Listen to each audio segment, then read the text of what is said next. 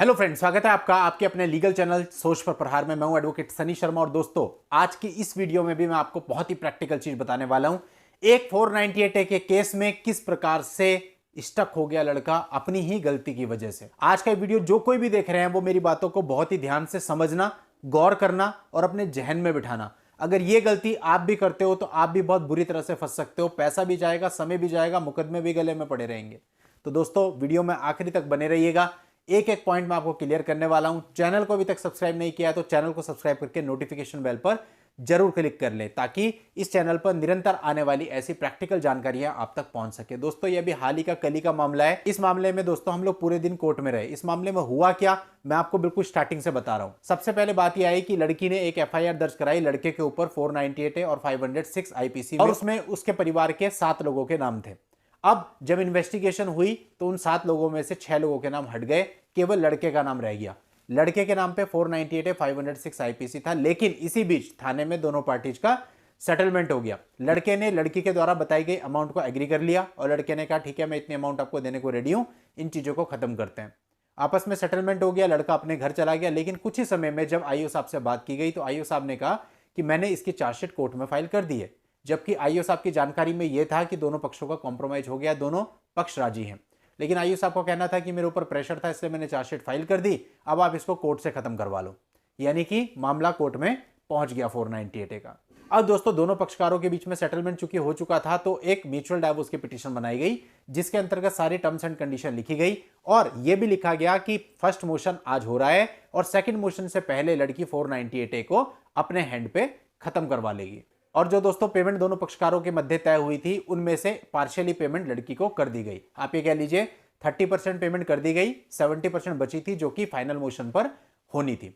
अब दोस्तों लड़का भी अपने घर चला गया, लड़की भी अपने घर चली गई। जो 6 मंथ्स का पीरियड था इसमें कोशिश की गई खत्म करवाने की केस को। लड़के को बोला गया कि भाई ऐसा है आप यहां पे आ जाओ और अपनी बेल करा लो, क्योंकि प्रोसीजर यही है, अगर 498 की चार्जशीट फाइल हो गई पहले आपको अपनी बेल करानी पड़ेगी।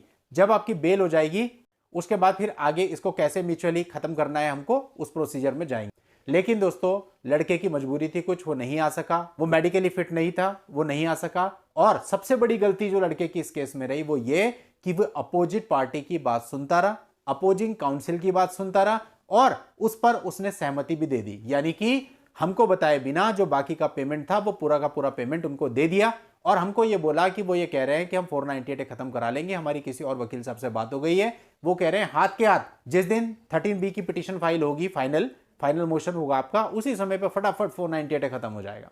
जो कि बात मेरी समझ से बिल्कुल बाहर थी। मैंने उनको कई बार समझाया कि भाई ऐसा नहीं होता है, ये प्रोसीजर नहीं है, आप देख लीजिए। उन्होंने कहा नहीं नहीं हमारी बात हो चुकी है, हम पूरी तरह से सेटिस्फाइड है, वो लोग अपने आप करा लेंगे, कोई दिक्कत नहीं है, आप हमारा खाली केवल डाइवोर्स करवा दो। जब मैंने 4-5 बार उनको टटोला और हर बार उनका यही उत्तर था कि सर आप केवल डाइवोर्स करा लो, बाकी हमारा सारा सेटलमेंट हो चुका है और हमारी बात हो चुकी है, कोई और वकील साहब उसको करा रहे हैं। तो फाइनली हमने उसमें प्रेजेंट होकर के उस डाइवोर्स को क्लियर करवा दिया, यानी सेकंड मोशन क्लियर करवा दिया। पैसे चले गए, डाइवोर्स पूरा हो गया। और जैसे ही सेकंड मोशन पूरा हुआ उसके बाद लड़के ने लड़की वालों से कहा कि भाई ठीक है आपने कहा था कि इसको खत्म कराते हैं, अभी चलते हैं कोर्ट में खत्म कराने के लिए। अब लड़की वाले कहने लगे सर आप ही खत्म करा दीजिए, लेकिन मेरे अकॉर्डिंग मैंने उन्हें पहले बता दिया था कि पहले बेल होगी, लेकिन उन्होंने बेल ली नहीं थी। अब कोर्ट में जब गए वहां पे जज साहब से बातचीत हुई तो जज साहब ने कहा जी प्रोसीजर तो वही है कि पहले आप बेल कराएंगे, बेल होगी, उसके बाद चार्ज फ्रेम होंगे, फिर लड़की के बयान होंगे, उसके बाद ये खत्म होगा। इस तरह से खत्म बिल्कुल नहीं होगा। अब लड़के ने फिर बात करी लड़की वालों से कि भाई आपने कहा था कि आपकी कहीं बातचीत हो रही कि आपने कागज बनवा रखे खत्म करा देंगे, करा दीजिए, लेकिन उसको कोई रेमेडी नहीं मिली। और फाइनली हमें यह महसूस हुआ कि सामने वाला खुद को ठगा हुआ महसूस कर रहा है, क्योंकि डाइवोर्स के दोनों मोशन हो चुके हैं, प्लस साथ ही साथ पेमेंट भी पूरा जा चुका है, लेकिन वो मुकदमा वहीं का वहीं खड़ा है। अब लड़का चला गया वापस अपने प्लेस में, जो कि इस प्लेस से काफी दूरी पर है, कम से कम 600 किलोमीटर की दूरी पे, और लड़का मेडिकली अनफिट है। अब दोबारा कैसे आएगा वो, क्या दोबारा लड़की कोऑपरेट करेगी, बहुत सारे क्वेश्चंस हैं। मुकदमा वहीं का वहीं खड़ा है। आदमी देखिए कोई भी पैसा अगर देता है सेटलमेंट के लिए, पहले तो जनरली दे ही नहीं पाता है, इतनी डिमांड होती है, लेकिन कई बार होता है कि चलो दोनों की सहमति से कोई अमाउंट बन गई, तो आदमी पैसा देता है अपने मेंटल पीस के लिए ताकि मुझे हैरेस ना होना पड़े। लेकिन यदि आप पैसे देने के बाद भी मेंटली हैरेस हो रहे हो तो फिर पैसे देने का मतलब क्या बनता है। तो फिर तो ये बात हो गई कि अगर आपको केस ही लड़ना है तो आप बिना पैसे दिए भी लड़ सकते हैं। तो दोस्तों ये सारी चीजें आपके साथ भी हो सकती हैं, किसी के भी साथ हो सकती है। यहां पर एक खास बात का ध्यान रखना, यदि आप किसी की भी बातों में आते हो, खासतौर पे अपोजिट पार्टी की, अपोजिंग काउंसिल की, तो उसका खामियाजा आपको भुगतना पड़ेगा। तो दोस्तों ये एक केवल चेतावनी वाला आपको वीडियो है कि ऐसा किसी के भी साथ हो सकता है। यदि आप सामने वाले पे ट्रस्ट करते हो और बाद में अगर वैसा नहीं हुआ तो सामने वाले का कुछ नहीं जाने वाला, क्योंकि उसको डिवोर्स की डिक्री ग्रांट हो जाएगी। 498 में अक्यूज लड़का होता है, लड़की नहीं। तो जो भी बर्डन है वो आपके ऊपर है, आपके ऊपर फाइनेंशियली प्रेशर भी आएगा और डिवोर्स के बाद भी आपका केस स्टैंड रहेगा और आपकी कील चुभोता रहेगा। तो इसलिए दोस्तों ध्यान से चलिए, समझ के चलिए। आज की इस वीडियो में इतना ही। नेक्स्ट वीडियो में नई लीगल जानकारी के साथ मैं आपसे फिर मिलता हूं। तब तक के लिए goodbye and thank you for watching. Take care.